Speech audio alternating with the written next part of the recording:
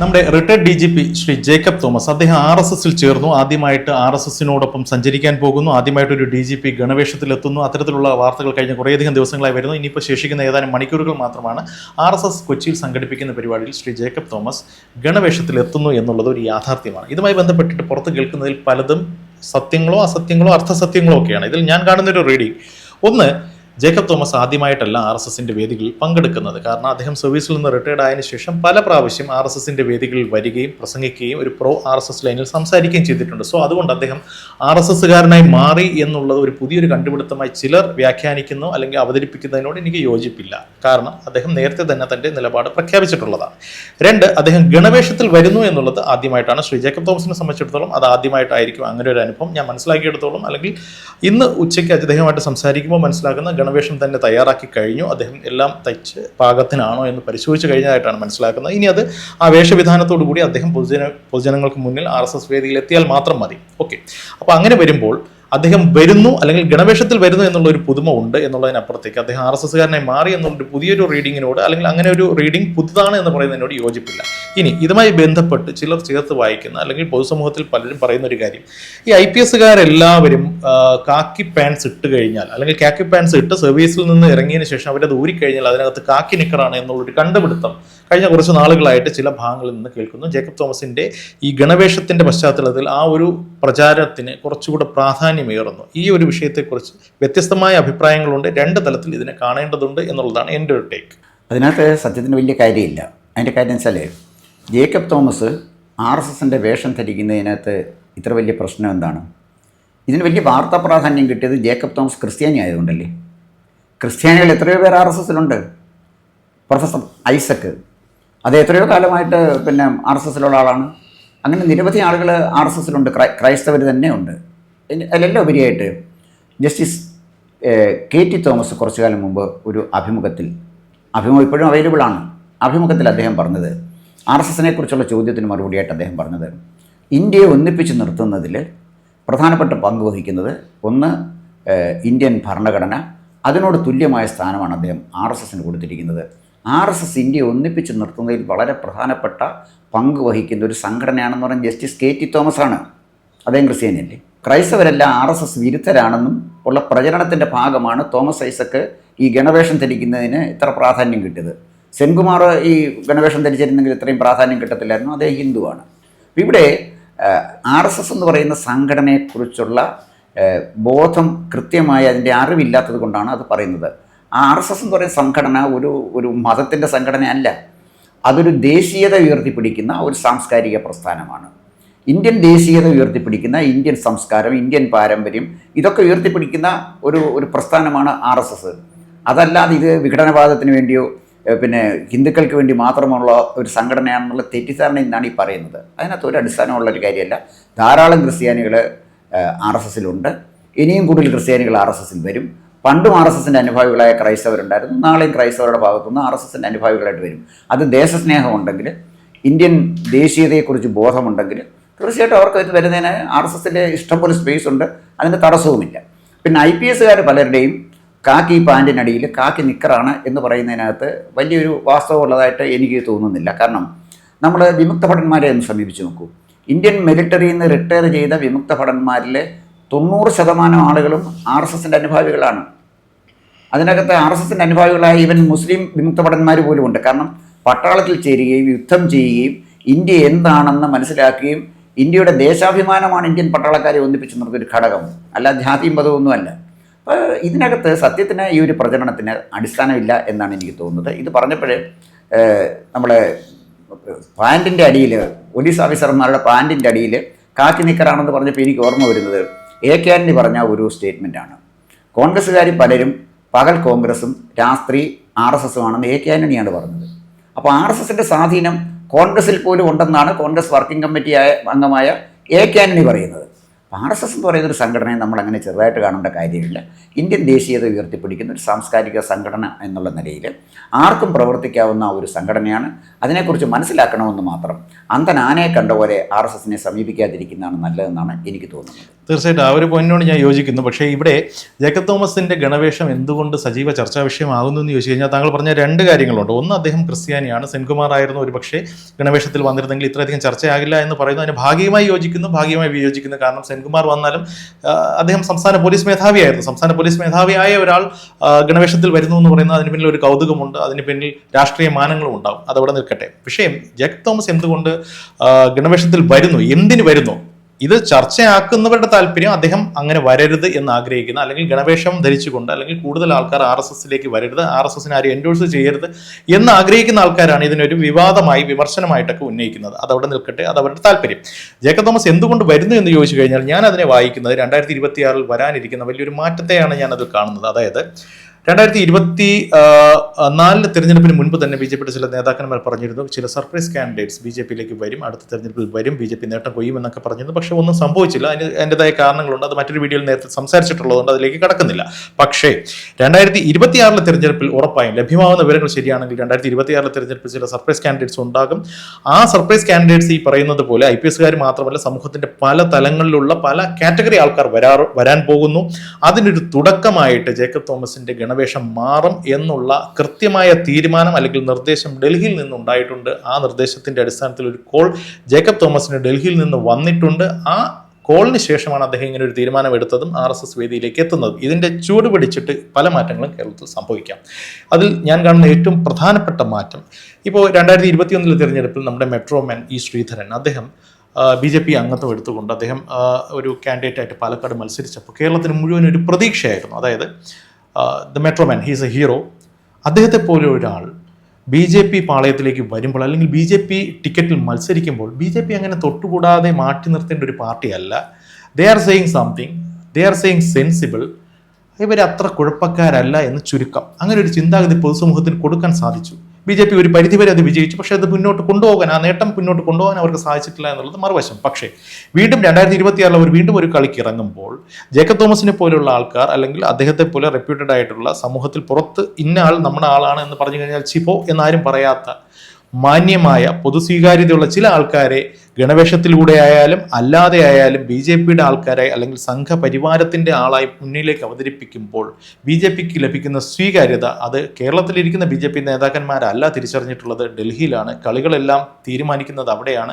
ഇവിടെ എക്സിക്യൂഷൻ മാത്രമേ നടക്കുന്നുള്ളൂ. കൃത്യമായൊരു തീരുമാനത്തിൻ്റെ ആലോചിച്ചുറപ്പിച്ച ഒരു പദ്ധതിയുടെ അടിസ്ഥാനത്തിലാണ് ജേക്കബ് തോമസ് ഇവിടെ എത്തുന്നത്. അത് പോസിറ്റീവായ പല മാറ്റങ്ങളും കേരളത്തിലെ BJP സംഘപരിവാർ പ്രസ്ഥാനങ്ങൾക്കുണ്ടാക്കും എന്നുള്ളത് നിസ്തർക്കമായ കാര്യമാണ്. പക്ഷെ അത് ഗ്രാബ് ചെയ്ത് മുന്നോട്ട് കൊണ്ടുപോകാൻ എത്രത്തോളം സാധിക്കുമെന്നുള്ളത് കേരളത്തിലെ മാത്രം BJP നേതാക്കന്മാരുടെ അല്ലെങ്കിൽ നേതൃത്വത്തിന്റെ കഴിവിനെ ആശ്രയിച്ചിരിക്കും എന്നുള്ളതാണ് എൻ്റെ ഒരു ടേക്ക്. എൻ്റെ അഭിപ്രായം വളരെ വ്യത്യസ്തമാണ്. കാരണം ജേക്കബ് തോമസ് എന്ന് പറയുന്ന പോലീസ് ഓഫീസറെ ഞാൻ അടുത്ത് പരിചയപ്പെട്ടിട്ടില്ല. നമ്മൾ അകലെ നിന്ന് മാത്രമേ കണ്ടിട്ടുള്ളൂ. പക്ഷേ ഒരു പോലീസ് ഓഫീസറെ വിലയിരുത്താൻ അടുത്ത് പരിചയപ്പെടണമെന്നില്ല. അദ്ദേഹത്തിൻ്റെ പ്രവൃത്തിയും അദ്ദേഹത്തെ അന്വേഷിച്ച കേസുകളും അദ്ദേഹം എടുക്കുന്ന നിലപാടുകളൊക്കെ മതി ഒരു പോലീസ് ഓഫീസറെ നമുക്ക് ഒരു പൊതുസമൂഹത്തിന് വിലയിരുത്താൻ. ഡൽഹിയിൽ നിന്ന് ഒരു കോൾ വന്നപ്പോൾ ജേക്കബ് തോമസ് ഒരു സുപ്രഭാതത്തിലെ വെളിപാടുണ്ടായതുപോലെ RSSലേക്ക് പോയി എന്ന് ഞാൻ വിചാരിക്കുന്നില്ല. കാരണം ജേക്കബ് തോമസ് നല്ല ഇൻഡിവിജ്വാലിറ്റി ഉള്ള ഒരു പോലീസ് ഓഫീസറാണ്. അദ്ദേഹത്തിന് ഏതെങ്കിലും ഫോൺ കോൾ കൊണ്ട് ഇങ്ങനെയൊക്കെ മാറ്റം വരുത്തണമെങ്കിൽ ഇടതുപക്ഷ ഗവൺമെൻറ് ഭരിക്കുമ്പോൾ തന്നെ ഫോൺ കോളില്ലല്ലോ. അദ്ദേഹത്തിനെ നേരിട്ട് കണ്ട് പലരും പറയുമായിരുന്നല്ലോ, ഇടതുപക്ഷത്തിൻ്റെ ആളുകളൊക്കെ അദ്ദേഹത്തിൻ്റെ നിലപാടിൽ മാറ്റം വരുത്താമായിരുന്നല്ലോ. അദ്ദേഹം ഗവൺമെൻറ്റുമായിട്ട് ഫൈറ്റ് ചെയ്ത ഒരാളാണ്, അത് മറക്കരുത്.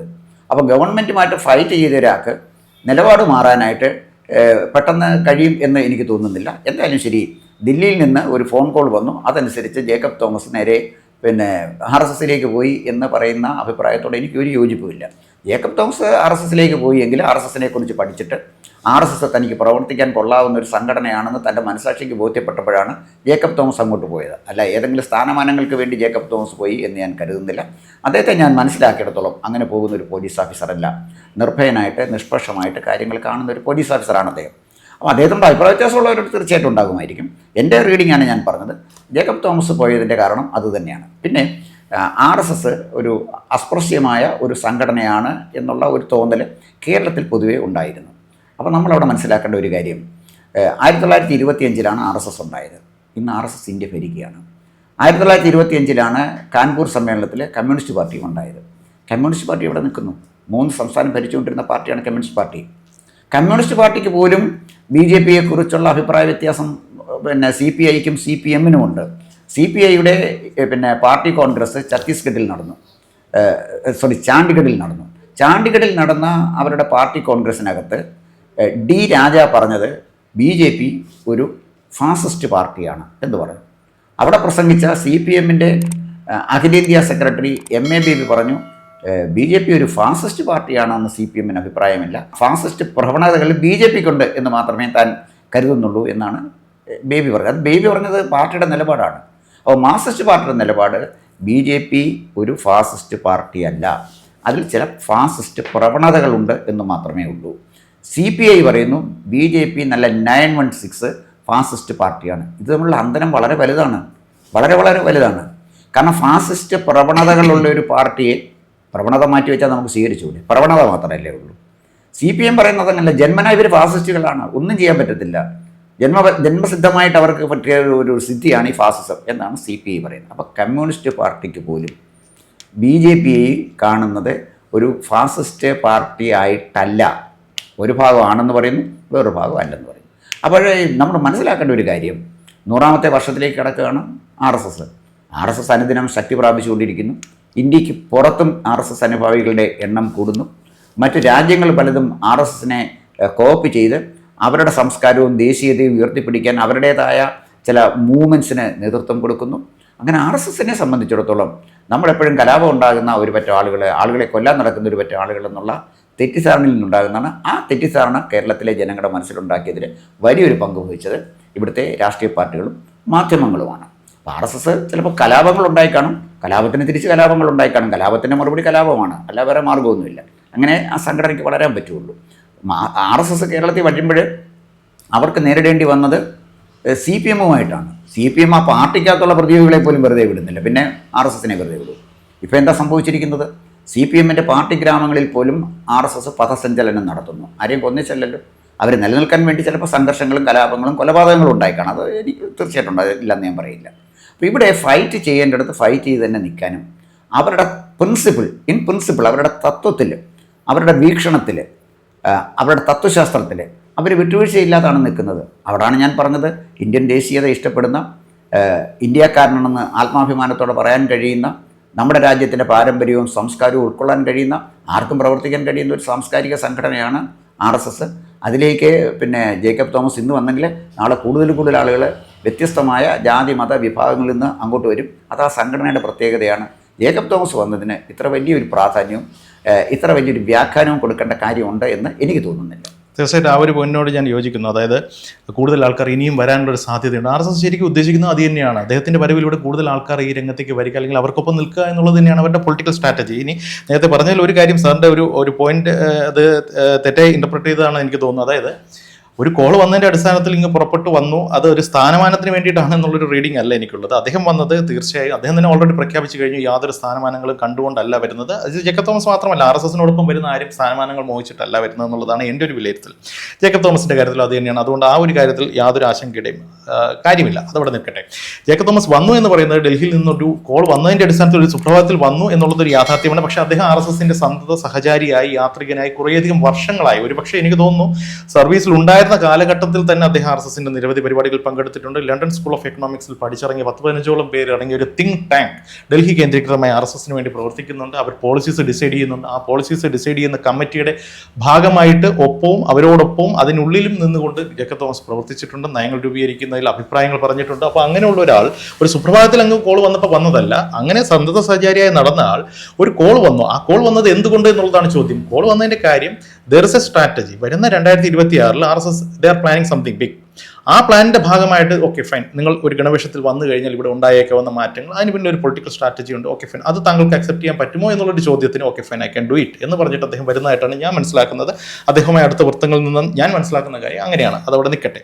പിന്നെ നേരത്തെ പറഞ്ഞ ഒരു പോയിന്റിൽ ഞാൻ നേരത്തെ പറഞ്ഞു, RSSന്റെ ഗണവേഷത്തിൽ ജേക്കബ് തോമസ് വരുന്നതോ സെൻകുമാർ വരുന്നതോ ശ്രീലേഖ വരുന്നതോ ഒന്ന് ചർച്ചയാക്കേണ്ട കാര്യമുണ്ടോ ഇല്ലയോ എന്നുള്ളതായിരുന്നു നമ്മൾ നേരത്തെ പറഞ്ഞൊരു കാര്യം. അതുപോലെ തന്നെ അതിനോടൊപ്പം ചേർത്ത് വായിച്ചൊരു കാര്യമാണ്, പോലീസുകാരെല്ലാം കാക്കി പാൻസ് അങ്ങ് ഊരി കഴിഞ്ഞാൽ കാക്കി നിക്കറാണ് എന്നുള്ളൊരു ആക്ഷേപം CPMകാർ കഴിഞ്ഞ അധികം നാളുകളായിട്ട് ഉന്നയിക്കുന്നുണ്ട്. AK ആന്റണി എന്ന് പറയുന്ന സമുന്നതനായ കോൺഗ്രസ് നേതാവും ഇത് അവരുടെ പാർട്ടിയുമായി ചേർത്ത് വെച്ച RSS ബന്ധത്തെക്കുറിച്ച് അദ്ദേഹവും പറഞ്ഞു. ഞാൻ മനസ്സിലാക്കിയെടുത്തോളം ഗോമർ സാറിന് എത്രത്തോളം അത് യോജിക്കാൻ കഴിയുമെന്ന് എനിക്ക് തോന്നുന്നില്ല. പക്ഷേ ഞാൻ മനസ്സിലാക്കിയെടുത്തോളം IPS കാലം നല്ലൊരു ശതമാനം ആൾക്കാർ RSS ചിന്താഗതി ഉള്ളവരാണ് എന്നുള്ളതാണ് അടുത്ത് നിന്ന് ഞാൻ കണ്ടറിഞ്ഞിട്ടുള്ള സത്യം. ബിക്കോസ് ഒന്ന്, ദേശീയ ബോധം തന്നെയാണ്. അതായത് കൃത്യമായി രാഷ്ട്രത്തോടുള്ള സ്നേഹം കൂറ്. അത് പ്രത്യേകിച്ച് ആനുകൂല്യങ്ങളൊന്നും പറ്റാൻ ആഗ്രഹിച്ചിട്ടോ അല്ലെങ്കിൽ സ്ഥാനമാനങ്ങൾക്കോ വേണ്ടിയിട്ടോ അല്ല പോലീസുകാരിൽ ചിലരെങ്കിലും വന്നിട്ടുള്ളത്. അതേസമയം ചില ആൾക്കാർ നിവർത്തികേടിന്റെ പാരമ്യത്തിൽ നിന്നുകൊണ്ട് RSSന്റെയോ BJPയുടെ പക്ഷത്ത് എത്തിയിട്ടുണ്ട്. അതായത് നിങ്ങൾ എന്നെ കമ്മ്യൂണിസ്റ്റ് ആക്കി എന്ന് പറയുന്നത് പോലെ നിങ്ങൾ എന്നെ സംഖ്യയാക്കി എന്ന് പറയുന്ന ചില IPS ഉദ്യോഗസ്ഥരെങ്കിലും നമ്മുടെ നാട്ടിലുണ്ട് എന്നുള്ളതൊരു യാഥാർത്ഥ്യമാണ്. കാരണം തികച്ചും for example DGP doctor Senkumar തന്നെയാണ്. തികച്ചും നിരീശ്വരവാദിയായ യുക്തിവാദി, സയൻസ് ബോധത്തിൽ അടിസ്ഥാനപ്പെടുത്തി മാത്രം കാര്യങ്ങൾ അപഗ്രഥിക്കുകയും സംസാരിക്കുകയും പ്രവർത്തിക്കുകയും ചെയ്യുന്ന ഒരാൾ ഒരു സുപ്രഭാതത്തിൽ ക്ഷേത്രം, വിശ്വാസം, സനാതനധർമ്മം ആ ചിന്താഗതിയിലേക്ക് മാറിയെന്നുണ്ടെങ്കിൽ അദ്ദേഹത്തിൻ്റെ അനുഭവങ്ങൾ അദ്ദേഹത്തെ കൊണ്ട് എത്തിച്ചതാണ്. അദ്ദേഹത്തിൻ്റെ അനുഭവങ്ങൾ ഇൻ ദ സെൻസ് നമുക്കറിയാമല്ലോ, കേരളത്തിൽ അദ്ദേഹം നേരിട്ട കൊടിയ പീഡനം എന്താണെന്ന്, സർക്കാരിൻ്റെ ഭാഗത്തുനിന്നുണ്ടായ വേട്ടയാടലൊക്കെ നമുക്ക് എല്ലാവർക്കും അറിയാവുന്ന കാര്യമാണ്. അത്തരൊരു സാഹചര്യം വന്നപ്പോൾ അദ്ദേഹം എത്തിപ്പെട്ടു എന്ന് പറയുന്നതാണ്. നിങ്ങൾ എന്നെ സംഖ്യയാക്കി എന്നുള്ളൊരു അവസ്ഥ അദ്ദേഹത്തിൻ്റെ കാര്യത്തിൽ ആപ്ലിക്കബിൾ ആണ്.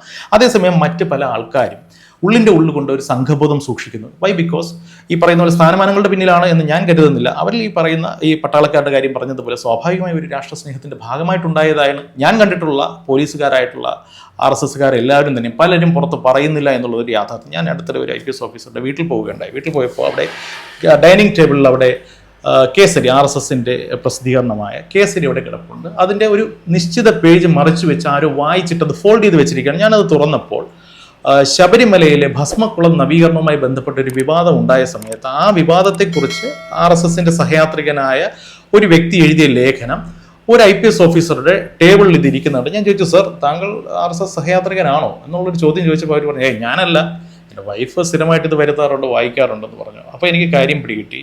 അദ്ദേഹത്തിൻ്റെ മുഖത്തൊരു ചിരി ഉണ്ടായിരുന്നു. അതിലെല്ലാം ഉണ്ട്. ഇത് ഒരാളുടെ അനുഭവം, അതുപോലെ നിരവധി അനുഭവങ്ങൾ. ഇപ്പോൾ മുൻപൊരിക്കൽ ഞാൻ തന്നെ മുൻപ് വർക്ക് ചെയ്തുകൊണ്ടിരുന്ന സ്ഥാപനത്തിൽ വന്ന് വാർത്തയെ ബേസ് ചെയ്തുകൊണ്ട് പോലീസ് ആസ്ഥാനത്ത് അന്ന് IG റാങ്കിൽ ഇന്ന് ADGP റാങ്കിലുള്ള ഒരു ഉന്നത ഉദ്യോഗസ്ഥൻ ഞാനൊരു RSSകാരനാണ് എന്ന് ഇടത് യൂണിയൻ നേതാക്കളുടെ മുഖത്ത് നോക്കി പരസ്യമായി പറഞ്ഞൊരു നേതാവും ഇവിടെയുണ്ട്, ഉണ്ടായിരുന്നു. അദ്ദേഹം ഇപ്പോൾ കേന്ദ്ര ഡെപ്യൂട്ടേഷനിലാണ്. അപ്പോൾ അങ്ങനെയുള്ള നിരവധി ആൾക്കാരുണ്ട്. പലരുടെയും ഈ പറയുന്നത് പോലെ പാൻസ് ഊരി കഴിഞ്ഞാൽ അതിനകത്ത് കാക്കിനിക്കർ കാണാൻ കഴിയും എന്നുള്ള CPM ഉന്നയിക്കുന്ന ആക്ഷേപം ഒരു സത്യമാണ്. ആ ആക്ഷേപത്തിന്റെ പിന്നിൽ അവർ പറയുന്നത് ഇത് സ്വാർത്ഥ താല്പര്യത്തിന് പിന്നാലെ പോകുന്നു, അല്ലെങ്കിൽ വർഗീയ ഫാസിസ്റ്റ് അജണ്ട എന്നൊക്കെ അവർ പറയുന്നു എന്നുണ്ടെങ്കിലും ഞാൻ മനസ്സിലാക്കിയെടുത്തോളം ഇതെല്ലാം അവരുടെ ഒരു ദേശബോധത്തിന്റെ ഭാഗമായിട്ട്, അല്ലെങ്കിൽ സെൻകുമാർ സാറിന്റെ കാര്യം പറഞ്ഞതുപോലെ ഇവരൊക്കെ അങ്ങനെ ഓരോരുത്തരെ കൊണ്ടുചെന്ന് ഓരോ അവസ്ഥയിൽ എത്തിക്കുകയായിരുന്നു എന്നുള്ള അവസ്ഥയാണ് പല ഉദ്യോഗസ്ഥർക്കും വന്നിട്ടുള്ളത് എന്നാണ് ഞാൻ മനസ്സിലാക്കുന്നത്. ഏതായാലും ജേക്കബ് തോമസ് ആണ് നമ്മുടെ വിഷയം. ജേക്കബ് തോമസിനെ സംബന്ധിച്ചിടത്തോളം അദ്ദേഹം നേരത്തെ തന്നെ സഹയാത്രികനായിരുന്നു, RSS അനുഭവമുള്ള ആളാണ്, RSSനോടൊപ്പം സഞ്ചരിക്കുന്ന ആളാണ്, RSSന്റെ തിങ്ക് ടാങ്ക്സിനോടൊപ്പം ചേർന്ന് പ്രവർത്തിക്കുകയും പോളിസി ഡിസിഷൻ ആ ഒരു കമ്മിറ്റിയിൽ തന്നെ കൂടെ നിന്ന് പ്രവർത്തിച്ചിട്ടുള്ള ആളാണ്. അദ്ദേഹം ഇപ്പോൾ ഈ ഒരു ഗണവേഷത്തിൽ സംഘവേദിയിൽ എത്തുന്നു എന്നുണ്ടെങ്കിൽ there is a plan behind. ആ പ്ലാൻ എന്താണ് എന്ന് അറിയണമെങ്കിൽ, അത് വർക്കായിട്ടുണ്ടോ ഇല്ലയോ എന്നറിയണമെങ്കിൽ 2026 തെരഞ്ഞെടുപ്പ് കഴിയേണ്ടിയിരിക്കുന്നു, റിസൾട്ട് വരേണ്ടിയിരിക്കുന്നു, ശേഷം ചർച്ചകളാകാം. കൂടുതൽ വാർത്തകളും വിശേഷങ്ങളും നേരിട്ട് ലഭിക്കാൻ ജനങ്ങളിൽ നിന്ന് ജനങ്ങളിലേക്ക് ജനഭൂമി ന്യൂസ് സബ്സ്ക്രൈബ് ചെയ്യൂ. ബെൽ ബട്ടൺ അമർത്താനും മറക്കരുത്.